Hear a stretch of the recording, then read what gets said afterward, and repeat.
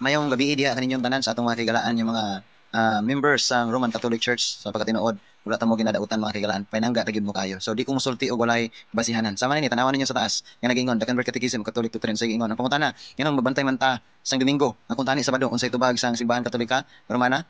Simbahan. Unsa niya ingon? Sige, tungod ang Iglesia Katolika nagsaylo sa pagpakabalaan halin sa Sabado pakadto sa Domingo. Tanawa kung kinsa nagsaylo ha? Ang simbahan Katolika mao ang nagsaylo gikan sa Sabado pakadto sa Domingo. Tanawa pag ninyo sa taas unsay ingon St. Catherine Catholic Church, Centennial May 21, 1995. Na, dili ako nagsulti ha, ako arang basahon sa inyo ha.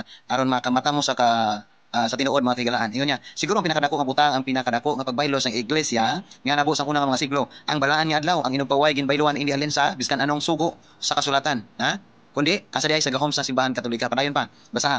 Apang alin sa pamatyagan sa iglesia sa iya kaugalingon nga gahom. Ang mga tawo nga nagauna-una nga ang kasulatan lang, ang kasulatan amo lang ang may pagbulutan.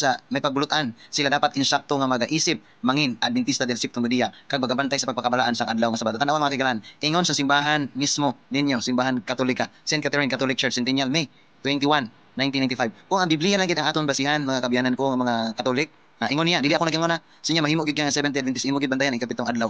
Ingon niya. So, unsa man gid ang imong pagarbo, unsa man gid ang imong pakaisog-isog? Asa man imong basihan? Ha? Dagan pa ko mga reels sa akong buhaton mga kigalaan sa ato nga video. Kabalo ko ang Ginoo magapanalangin kininyo og inyo kining masabtan. You know the truth, and the truth shall set you free.